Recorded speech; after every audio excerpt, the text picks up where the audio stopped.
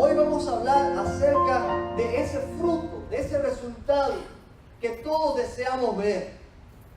Cuando usted invierte en algo, usted quiere ver resultados, ¿verdad? Ahí nuestro hermano Maxwell y Reader están esforzándose por tener su, ¿verdad? Por su título, por su, tener su licencia para ejercer como médico. Allí mi esposa también está estudiando y se está esforzando para tener también certificados que le permitan tener un mejor ingreso. El esfuerzo es ahora, los resultados serán más adelante. Pero si usted no paga el precio, usted no va a ver resultados, ¿cierto? ¿Me equivoco? Hay algunas veces que nosotros nos equivocamos y queremos ver resultados sin pagar el precio. Queremos constantemente ver resultados, pero no estamos dispuestos a pagar un precio. Cuando usted le regalan algo, no es lo mismo como cuando usted lo compra. Es cierto que aquí todo cuesta. Y a veces lo usamos de una manera negativa y decimos, aquí hasta una sonrisa cuesta, ¿cierto? Pero qué bien uno se siente cuando uno puede pagar. Qué bien uno se siente cuando uno se ha esforzado y lo que adquiere, lo adquiere con sacrificio y no porque alguien me lo regaló simplemente. Entre paréntesis, si alguien me quiere regalar algo, yo lo recibo. No estoy diciendo... Recibo regalos. Pero yo creo que se siente mucho mejor cuando usted puede adquirirlo con su propio esfuerzo. Hay dignidad en eso. Hay sacrificio y hay valor en lo que usted adquiere con sacrificio.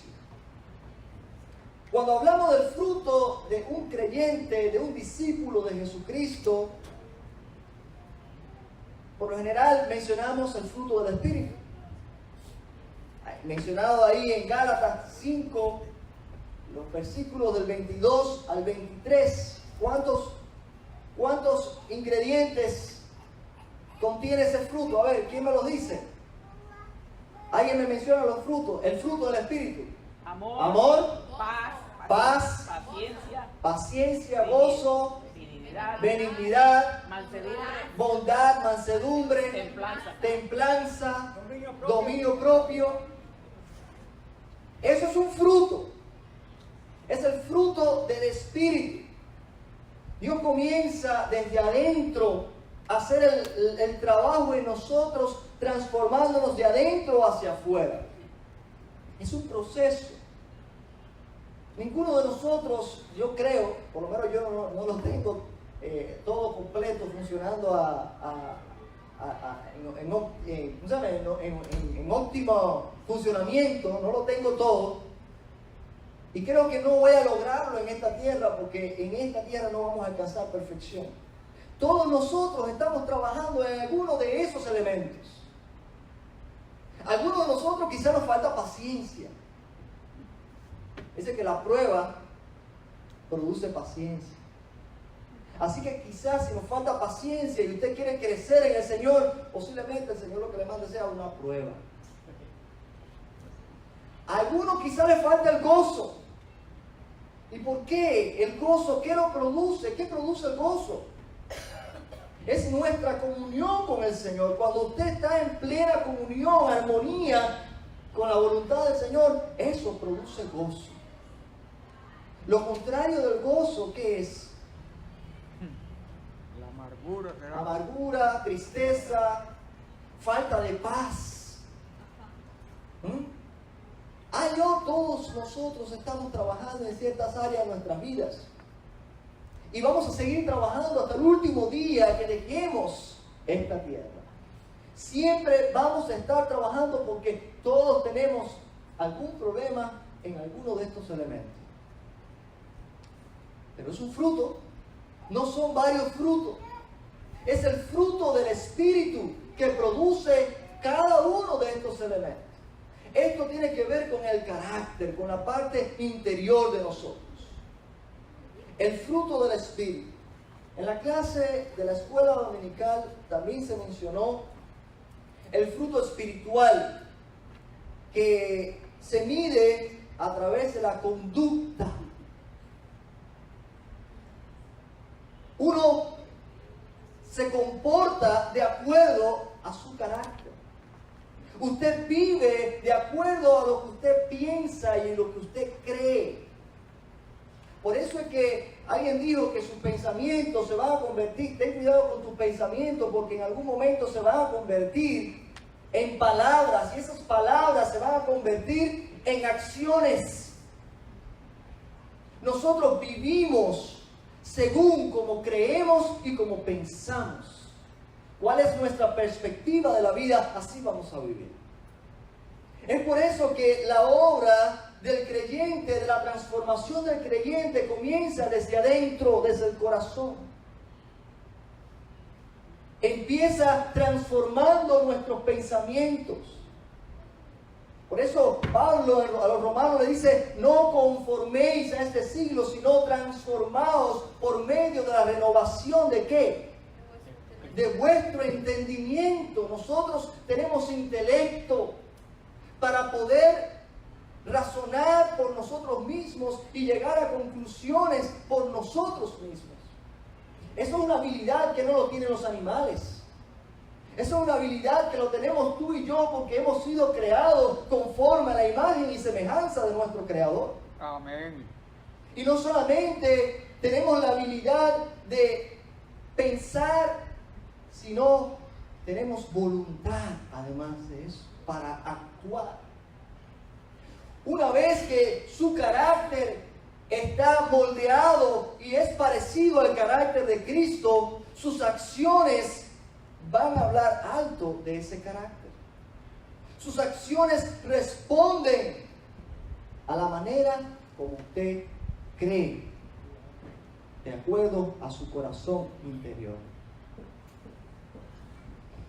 Hoy no solamente queremos hablar de esos dos frutos, el fruto del espíritu, del carácter, y el fruto de la conducta. Quiero concentrarme en esta hora en el fruto de la conversión.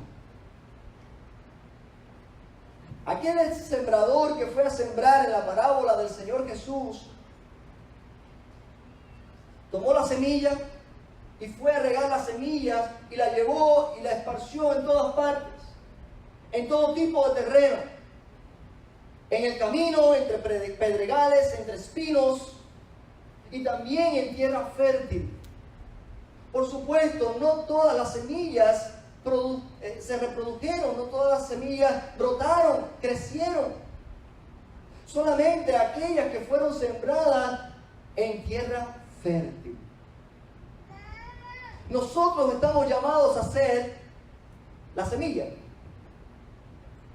No, nosotros estamos llamados a ser el sembrador.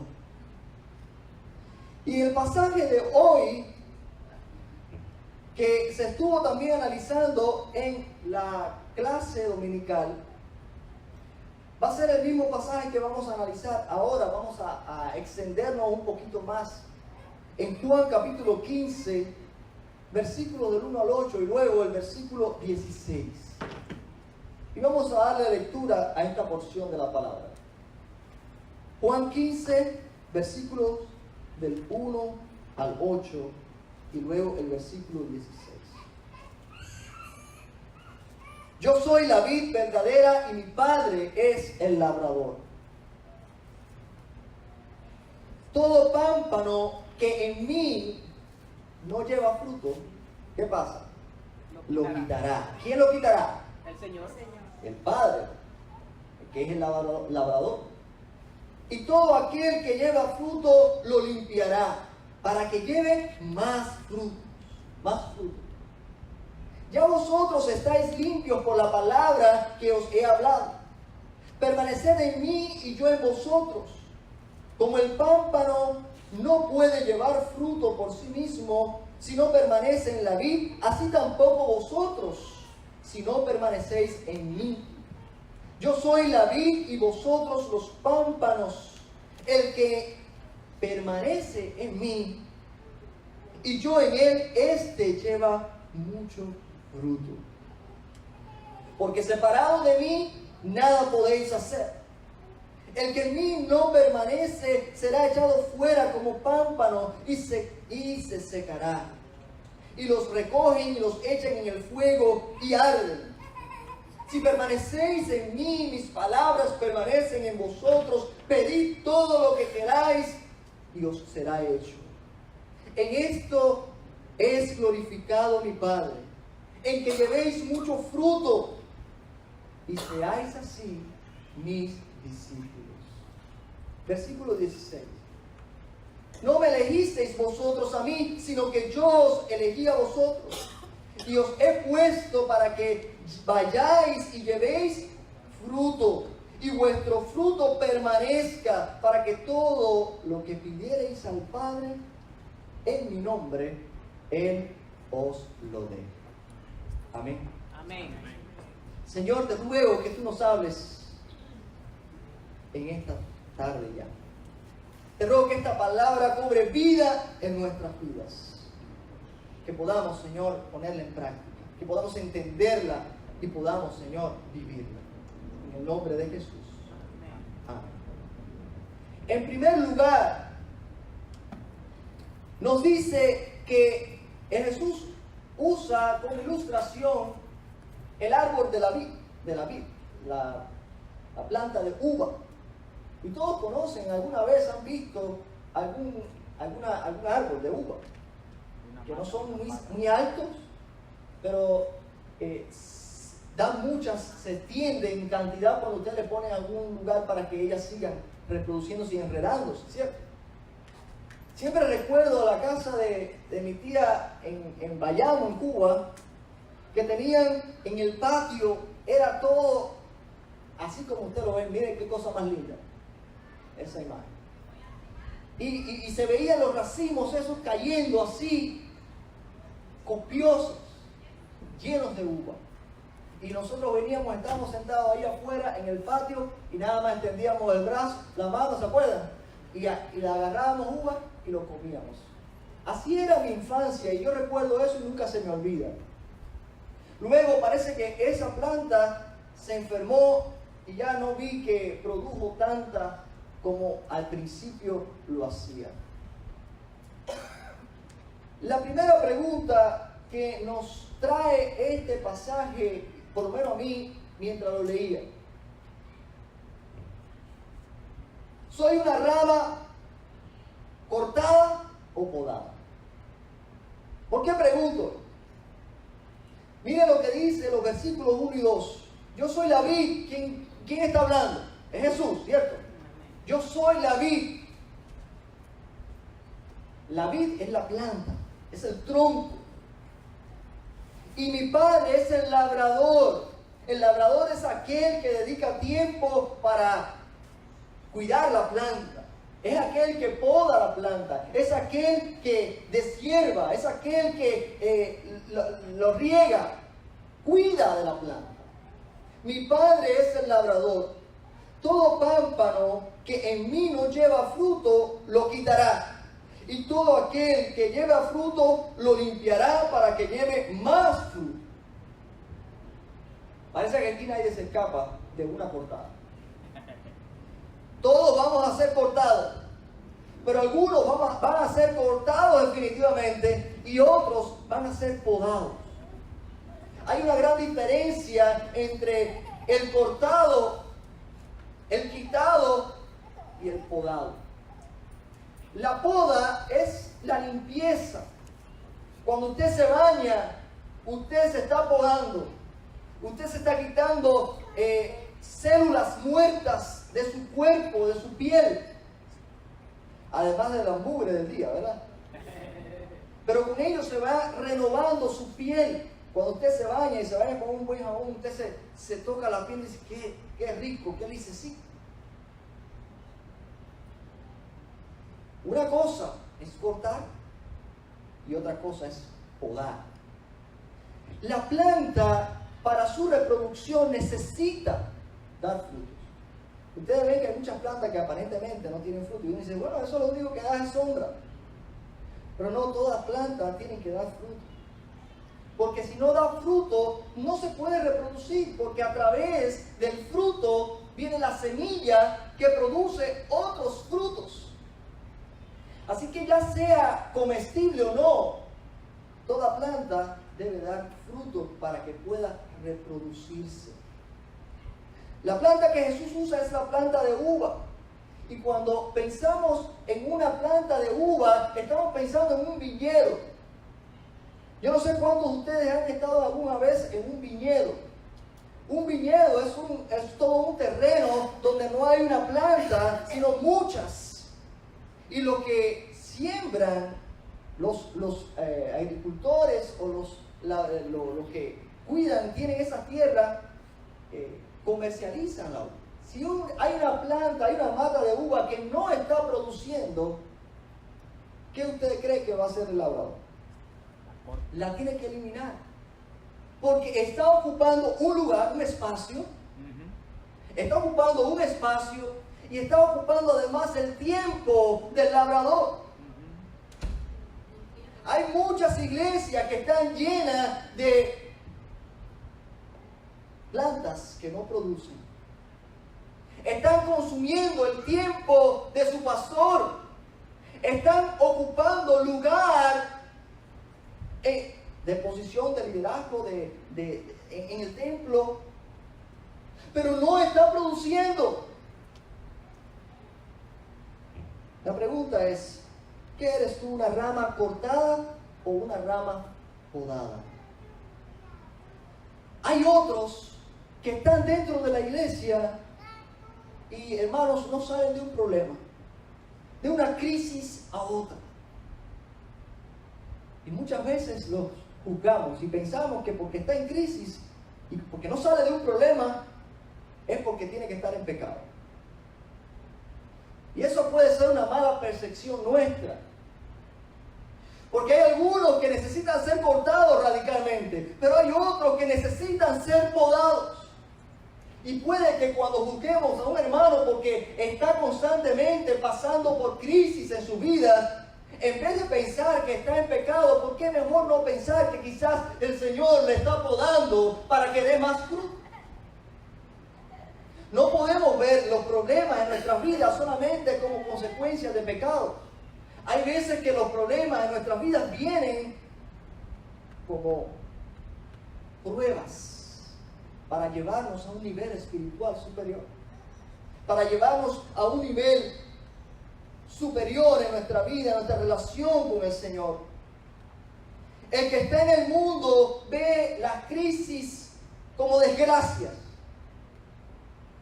pero el que está en Cristo ve la crisis como pruebas, oportunidades para crecer, oportunidades para desarrollarse, oportunidades para dar más frutos para el Señor.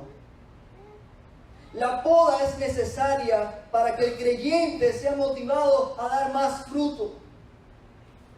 Lo que hace la poda en una planta es el efecto que se parece a lo que hace el Señor con su palabra. Cuando nosotros recibimos su palabra, muchas veces sentimos que es como una cortada. Porque muchas veces la palabra que recibimos nos habla acerca de problemas que tenemos nosotros en nuestras vidas. Y decimos, wow, eso me dolió. ¿Pero qué vamos a hacer con eso? ¿Te vas a quedar con el dolor y vas a seguir con tu problema? ¿O vas a dejarte limpiar por la palabra del Señor? El Señor le dijo a sus discípulos, ya vosotros estáis limpios por la palabra que os he hablado. La poda en el creyente es a través de la palabra del Señor. Cuando usted recibe la palabra, cuando usted estudia la Biblia, cuando usted la escudriña y usted la pone en práctica, muchas veces usted se va a sentir herido. La palabra es comparada muchas veces como un martillo. Es comparada con una espada. Es comparada como el alfarero, ¿verdad? El barro en la mano del alfarero, nosotros somos el barro en la mano del alfarero. La palabra nos transforma, nos moldea, nos poda, nos limpia. ¿Qué eres tú, un creyente que está para ser cortado o simplemente necesita una poda? ¿Cómo cree? ¿Cómo se considera usted? Un creyente que no es podado lleva poco fruto y sus oraciones no son contestadas. Porque ahí fíjense cómo todo está relacionado con la oración.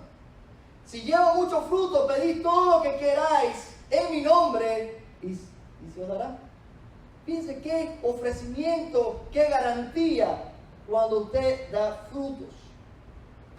La segunda cuestión en cuanto a este pasaje bíblico es en cuanto a la conexión de la rama con el tronco. Jesús hace énfasis en la importancia de esta conexión. Todos ustedes tienen celulares. Si usted no conecta su celular al cable para cargarlo, su celular va a morir en un momento determinado. Y no hay otra manera de que funcione si no es conectándolo a la corriente a través del cable, ¿cierto? Tiene que haber una conexión. Usted puede tener un celular, pero si usted no tiene un contrato con una compañía de móvil, usted no tiene comunicación, usted no puede llamar a nadie. Si usted no se conecta al internet, hay muchas funciones que no van a trabajar en su teléfono. Lo mismo sucede en la vida del creyente. La conexión es importante. El versículo 4, Jesús lo dice de esta manera: permaneced en mí y yo en vosotros. Como el pámpano no puede llevar fruto por sí mismo si no permanece en la vid, así tampoco vosotros si no permanecéis en mí. Amén. Yo soy la vid y vosotros los pámpanos. El que permanece en mí y yo en él, este lleva mucho fruto, porque separado de mí nada podéis hacer. Amén. Entonces no se trata, hermanos, de producir frutos por nuestras fuerzas. A veces nos vemos, nos encontramos que bueno, el pastor dijo que hay que dar fruto ahora, tengo que salir porque si no, ¿qué van a decir de mí? No. El fruto es el resultado natural de una conexión. Cuando usted está conectado correctamente con Cristo, usted va a ver los frutos automáticos. Yo tengo un cable que ya se me echó a perder del teléfono y a veces me he pasado la noche entera conectado y por la mañana me doy cuenta que no tiene carga. Ya tuve que voy a botar ese cable porque realmente no sirve. Puede estar conectado, pero puede que no sirva. Puede que la conexión no esté buena. Entonces tiene que revisar a ver qué es lo que está pasando. Pero lo cierto es que si no hay una correcta conexión, no hay fruto en su vida. Y que conste que estamos hablando en específico del fruto de almas que se convierten. La vida cristiana es todo acerca de relaciones.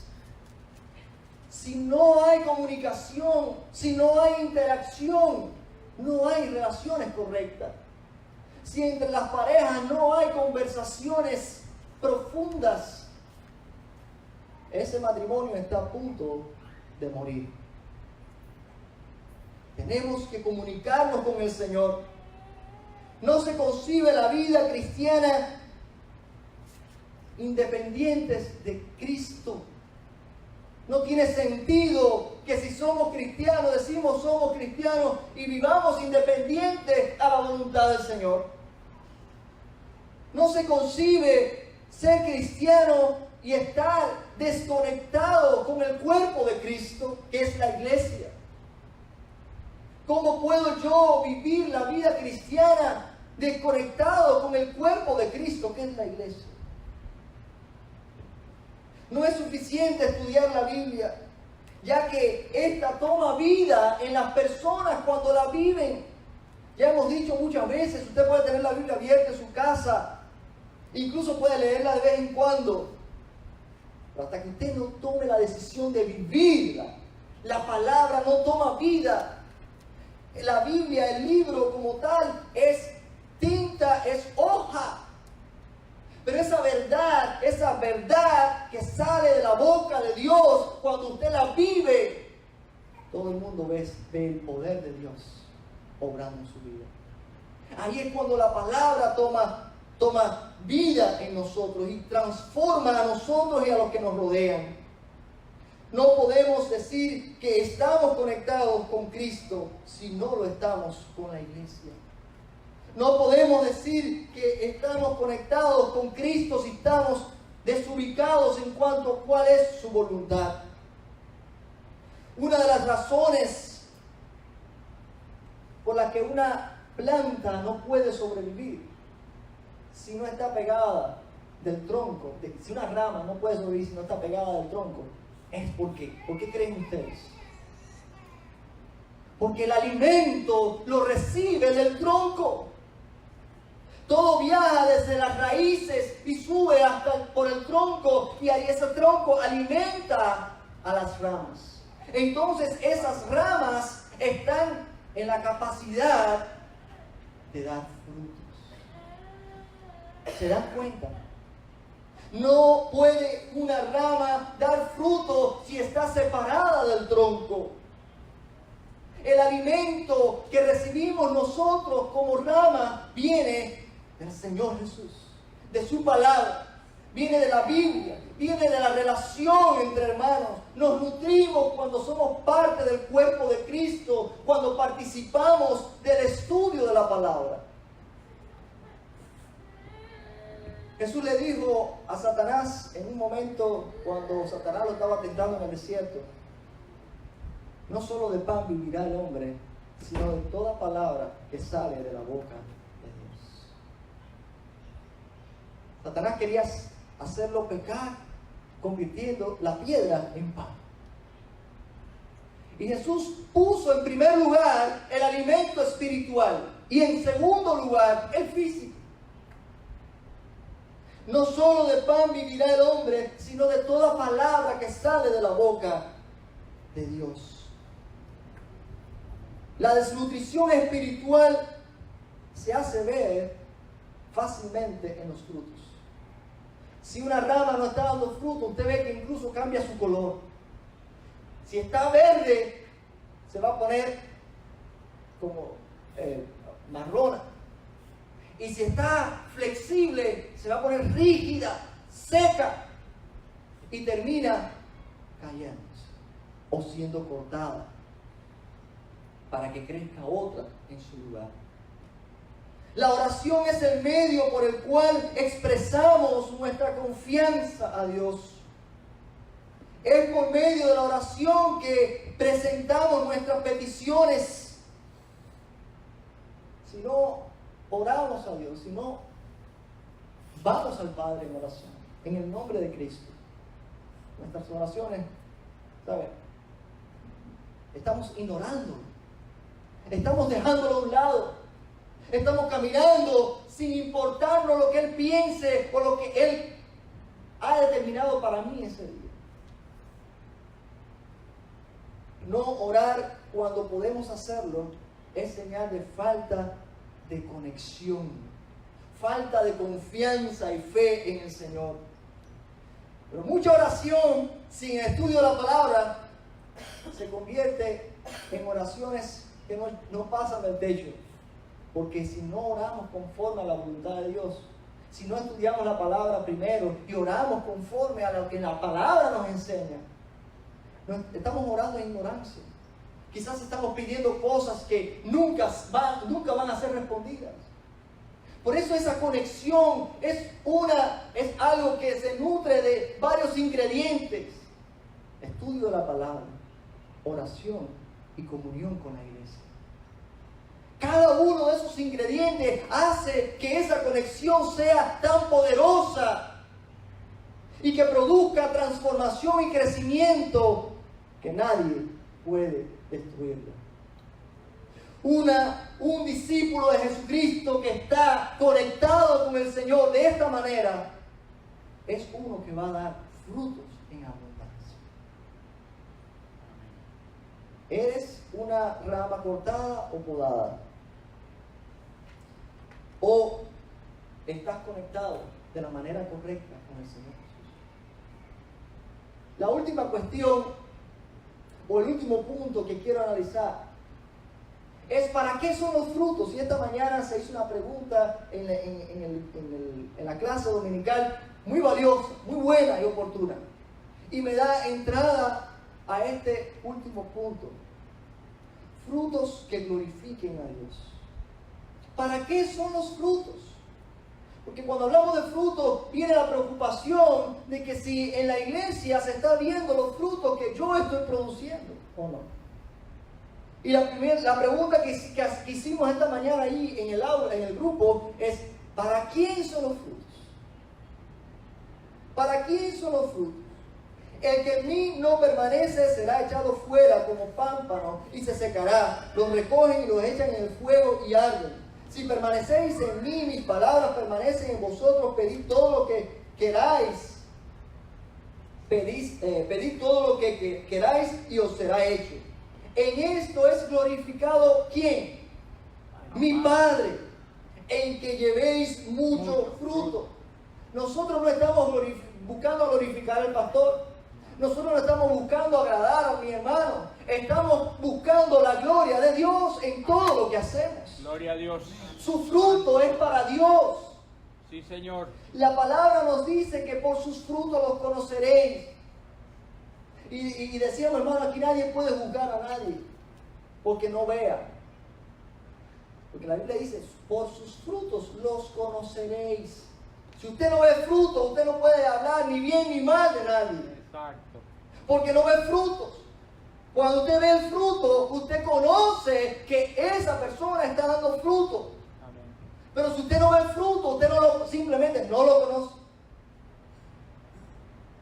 Y en aquel día, el único que va a decir, el único que tiene autoridad para decir, en el día final, no les conozco, es el Señor. Porque muchos van a ir al Señor diciendo, Señor, y en tu nombre no echamos fuera demonios. Y en tu nombre hicimos milagros. Y en tu nombre, y en tu nombre. Y el Señor les va a decir, apartados de mí, hacedores de maldad, no les conozco.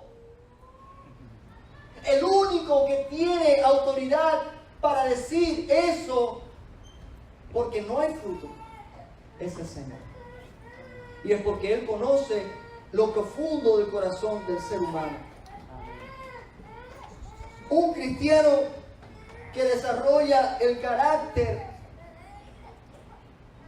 de Jesucristo es un cristiano que va a vivir de acuerdo con las enseñanzas bíblicas, de acuerdo con las prioridades de Jesucristo, de acuerdo con el plan de Dios. Y eso a la misma vez va a producir fruto. Y decíamos allí en el grupo, y era la pregunta, hay veces que le hablamos a algunas personas del Señor y no vemos respuesta. ¿Qué hacemos? Bueno, hermanos, nosotros estamos llamados a regar la semilla, pero no hemos terminado cuando regamos la semilla. Es cierto que el crecimiento lo da Dios, pero Dios necesita obreros. El mismo Jesús dijo, orad, porque la mies es mucha, mas los obreros son pocos. El obrero no es aquel que simplemente pasa, tira la semilla y viene al año siguiente a ver si ha brotado algo. Probablemente cuando venga el año siguiente, aquellos que conocen la tierra mejor que yo, lo que van a encontrar va a ser un marabuzal de este alto. Porque desgraciadamente la mala hierba crece más rápido. Necesita labradores que atiendan esa planta. Que digan la semilla y todos los días pasen por ahí a ver cómo va ese crecimiento. que sigan el ejemplo de Jesucristo, que invirtió 3 años. 3 años en 12 hombres, específicamente. Esos 12 hombres invirtieron años de su vida, tiempo, sus vidas completas. De hecho, murieron por el Evangelio. Invirtieron su vida en otros. De esos 12, en el mundo entero se conoce de Jesucristo. Amén. Porque esos 12 fueron los encargados de esparcir la semilla por todo el mundo. Y le decíamos a los hermanos, y dice, el fruto que permanezca. Todo aquel que lleve fruto, pero ese fruto que llevas en Cristo permanece. ¿Qué quiere decir eso? En primer lugar, no es que demos fruto de una persona que se convierte. Ya, pastor, ya estoy dando fruto. No. Déjame decirle que la persona que me habló a mí, una de las personas que me habló a mí del Evangelio, hoy no es cristiana. ¿Y qué podemos decir? ¿Esos frutos, esos son frutos de Dios? ¿Frutos del Espíritu? No, simplemente fue el instrumento que Dios usó en ese momento. Exacto. Dar fruto continuo. No es que un día des fruto, sino que estés todo el tiempo dando fruto. Porque si una planta una vez dio fruto y después no da más fruto, de todas maneras esa planta la van a cortar. Porque está ocupando un lugar y la atención que se le puede dar a otro que dé fruto. Dar fruto que permanece es fruto que es tiempo que usted invierte en otras personas. Le visita, se ora por ellos, se encarga de sus vidas. Esas personas van a dar fruto también. Esas personas van a hacer con otros lo que usted hizo con ellos. ¿Y sabe qué? Los frutos de esa persona son frutos tuyos también. Usted ve todos estos negocios de pirámides que se han inventado hoy, que dejan muchísimo dinero. Eso se lo robaron al Evangelio. Sí. Porque usted reclutó a alguien, le enseñó el negocio. Esa persona está encargada de reclutar a alguien más. Y todo lo que están debajo de usted están produciendo dinero y usted está ganando por cada uno de ellos. El que está arriba es el que más gana, porque está ganando por el que le habló, el que reclutó y los que reclutaron, todos los que fueron reclutados. Y es una cadena inmensa. Y tú ves una persona ahí arriba que puede llegar ganando dinero sin hacer nada. En este caso, en el Evangelio, ocurre algo parecido, pero no hay ganancia monetaria. Todos esos discípulos, todo ese fruto, todas esas personas que se convirtieron, son frutos suyos, que permanecen. Quizá usted le ha predicado a una sola persona, pero le predicó a la persona correcta. Quizá usted regó una semilla y esa semilla cayó en tierra fértil y aquella persona se convirtió en un misionero, un pastor, un evangelista que ha predicado a multitudes y se han convertido millones de personas. Muchas veces nosotros desconocemos nuestros propios frutos. Pero lo importante es que usted lo haga todo para la gloria de Dios. Amén.